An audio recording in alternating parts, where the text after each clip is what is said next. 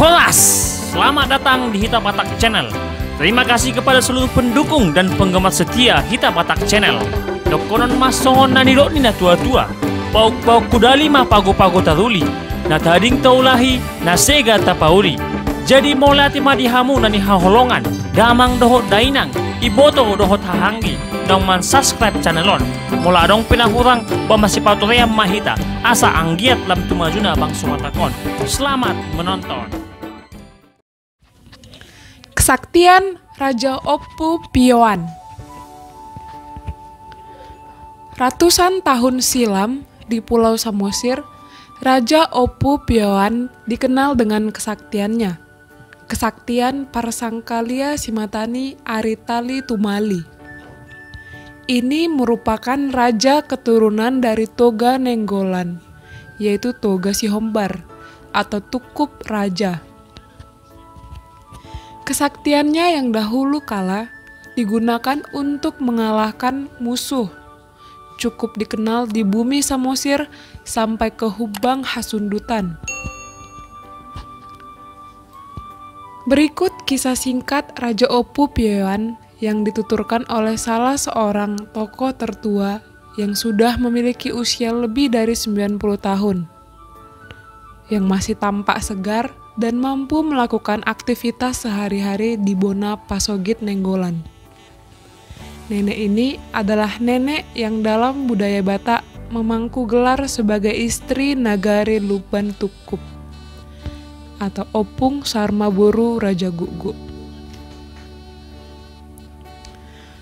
Kemenangan yang diperoleh Raja Opu Piyoan tersebut akhirnya diupahi sesuai kesepakatan yang sudah disepakati terlebih dahulu bersama Raja Sihombing, yaitu dengan memberikan putrinya untuk dipersunting oleh Raja Opu Piyoan dengan kesaktiannya.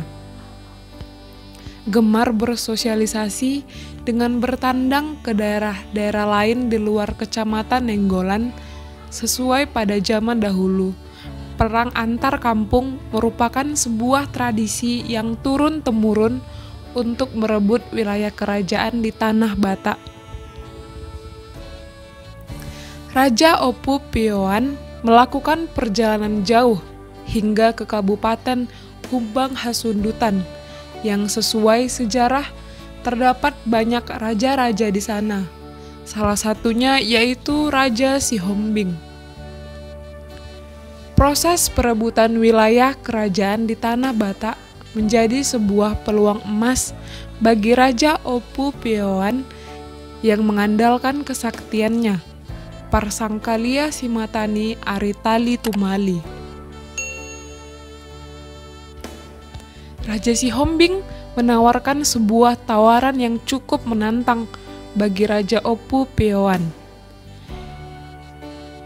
yaitu dengan sebuah tawaran perjanjian, yakni jika Raja Opu Piyoan mampu membantu Raja Sihombing menaklukkan musuh dalam merebut atau mempertahankan wilayah kerajaan Sihombing di Humbang Hasundutan, maka Raja Opu Piyoan diperkenankan mempersunting putri Raja Sihombing. Keyakinan Raja Opu Piyoan dengan kesaktiannya yang tak diragukan itu menguatkan semangat Raja Opu Piyoan untuk menerima tawaran tersebut, sehingga Raja Opu Piyoan memutuskan untuk membantu Raja Sihombing dalam pertarungan perebutan wilayah kerajaan di Hubang Hasundutan. Dengan kesaktian Raja Opu Piyoan menggunakan kesaktiannya, musuh pun seketika ditaklukkan, karena sesuai sejarah dengan menggunakan kesaktian tersebut, yakni dengan cara mengayunkan tali melingkari seluas musuh yang akan diserang, sehingga musuh-musuh yang sudah menyentuh tali kesaktian tersebut akan lumpuh dan tak bergerak. Linglung atau kehilangan akal pikiran.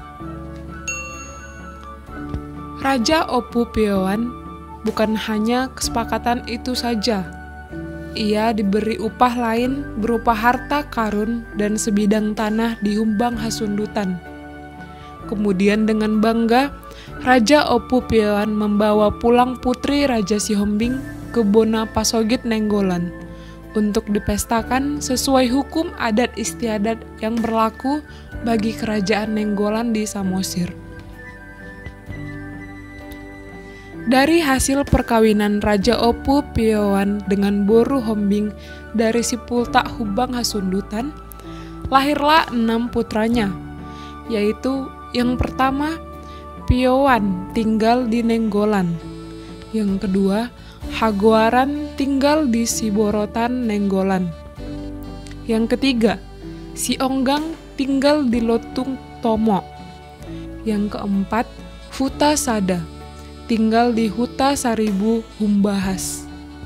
Yang kelima, Tonggam Mulia tinggal di Lumban Hariara Pahai. Dan yang keenam, Gundas.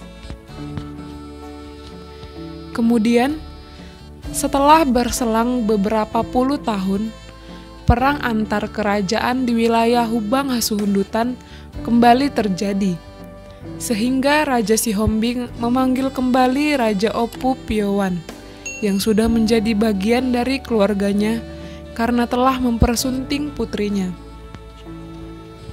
Mendapat undangan itu, Raja Opu Pioan dengan sigap bergegas menuju kampung mertuanya di Sipulta, Hubang Hasundutan, untuk segera menaklukkan musuh-musuh yang ingin merebut kembali wilayah kerajaan Sihombing tersebut.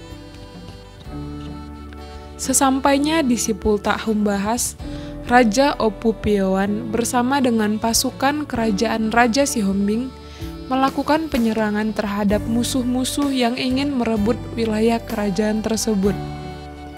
Kembali mengandalkan kesaktiannya Parsangkalia Simatani Ahritali Tumali, Raja Opu Pioan untuk kedua kalinya dengan cepat melumpuhkan seluruh lawan yang tertekuk seketika. Akan tetapi, rupanya ketika perang sedang berlangsung, karena semangat yang sudah berapi-api dari seluruh keturunan kerajaan Sihombing tersebut, salah seorang wanita atau menantu dari Raja Sihombing, istri dari anak Raja Sihombing, turut dalam perang melawan musuh kerajaan. Tepat pada penaklukan terakhir musuh-musuh kerajaan Sihombing, Raja Opu Pioan menggunakan kesaktiannya dengan membentangkan tali kesaktian tersebut melingkari sisa-sisa musuh yang masih berduyun tersebut ke arah mereka. Seketika, takluklah sudah sisa-sisa musuh kerajaan Sihombing tersebut dalam lingkaran tali kesaktian Raja Opu Pioan.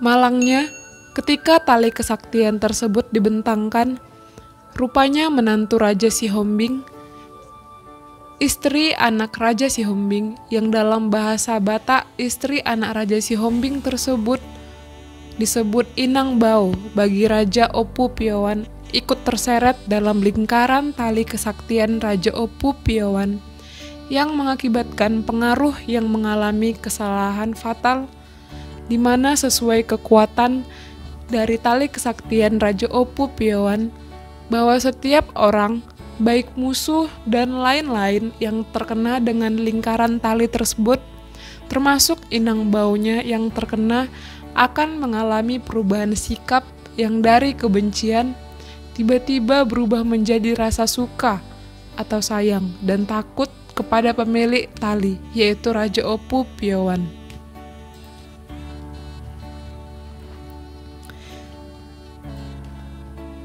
Istri anak Raja Sihombing tersebut atau Inang Bau ni Raja Opu Pioan seketika berubah drastis oleh pengaruh kekuatan tali kesaktian tersebut. Sementara dalam hukum adat Batak bahwa yang disebut marbao adalah hal yang sangat-sangat dijaga dengan hormat. Tidak bisa sembarang bertemu atau berbicara, karena hal tersebut dalam adat istiadat Batak Toba adalah hal yang dipantangkan. Namun akibat pengaruh dari kekuatan kesaktian Raja Opu Pioan, Inang Baunya malah mengungkapkan rasa cinta kepada Raja Opu Pioan, yang dalam adat Batak sangat dilarang keras. Konsekuensi dari hukum yang berlaku dalam kekuatan kesaktian Raja Opu Pioan mau tidak mau harus diterima. Sehingga seusai perang, inang baunya harus dinikahi diam-diam dan tidak bisa diketahui oleh pihak kerajaan Sihombing, yang dalam hal tersebut merupakan istri dari anak raja.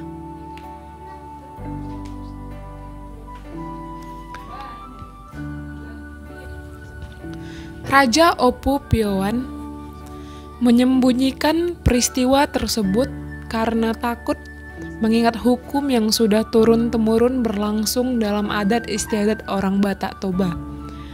Inang baunya terpaksa dinikahi di sebuah tempat yang tersembunyi di huta Hubang Hasundutan.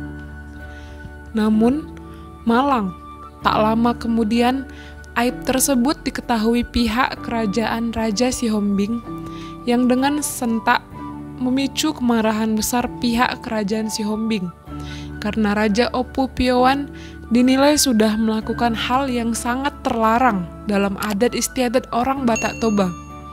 Sehingga kemarahan pihak kerajaan Sihombing berlanjut dengan melakukan pencarian Raja Opu Pioan di wilayah Hubang Hasundutan.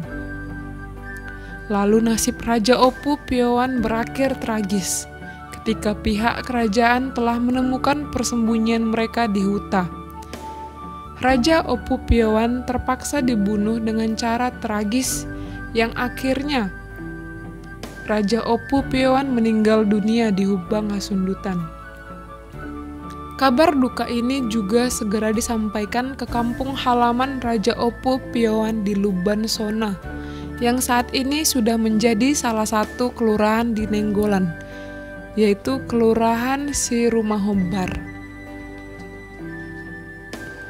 Mengetahui berita tersebut, pihak keluarga Raja Opu Pioan tak dapat berbuat banyak, karena hal tersebut memang bertentangan dengan hukum adat Batak Toba. Pihak keluarga Raja Opu Pioan menunggu beberapa lama, sehingga amarah pihak kerajaan Sihombing di Humbahas mereda. Lalu keluarga Raja Opu Pioan dengan acara adat mendatangi keluarga Raja Sihombing di Humbahas guna memohon izin agar tulang benulang Raja Opu Pioan dapat dibawa pulang ke tempat asalnya bersama tali kesaktian Raja Opu Pioan ke Nenggolan, Samosir. Dengan merasa tak berdaya dan masih mengalirnya darah kekeluargaan, di mana pada saat itu istri Raja Opu Pioan turut datang memohon kepada orang tuanya agar tulang benulang suaminya, yaitu Raja Opu Pioan, dapat dibawa kembali ke Nenggolan. Akhirnya pihak Raja Sihombing menyetujui permohonan mereka dengan damai.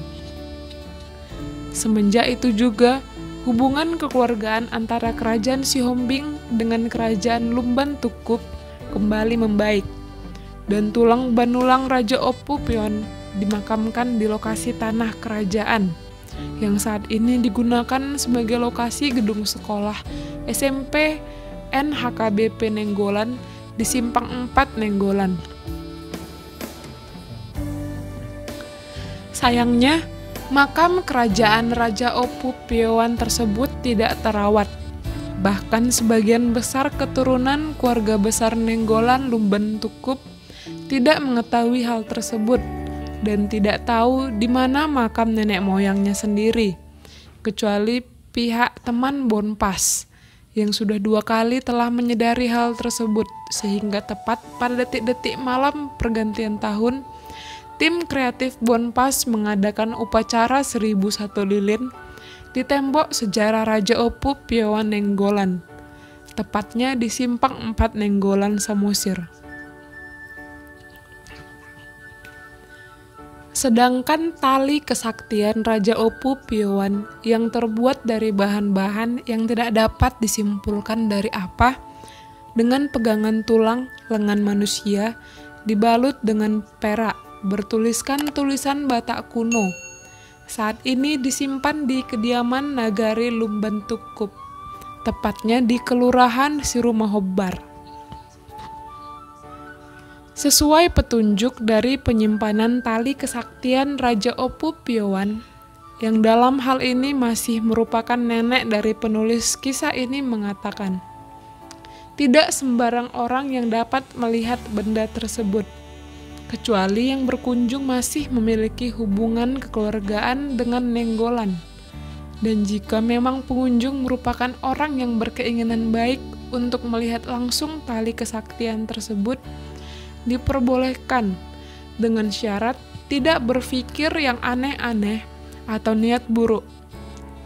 Karena sesuai kesaksian dari nenek kami, bahwa tak sedikit pengunjung tiba-tiba gemetar dan keringat, lalu pingsan ketika melihat benda bersejarah tersebut.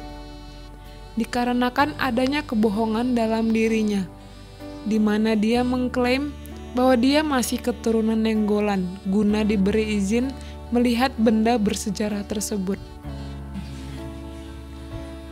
Tak sedikit juga kejadian aneh diceritakan oleh nenek penyimpan dan penjaga benda bersejarah tersebut. Banyak pengunjung yang berusaha mengabadikan foto dari benda bersejarah tersebut tidak berhasil, atau foto rusak total. Demikian kisah kesaktian Raja Opu Piowan. Pauk-pauk kudali mah pago-pago taruli, na tading taulahi, na sega tapauri. Jadi molati madihamu nani haholongan, damang dohot dainang, iboto dohot hahanggi, nang man subscribe channelon. Mula dong pinahurang ba masipatuream mahita, asa anggiat lam tumajuna bang sopatakon.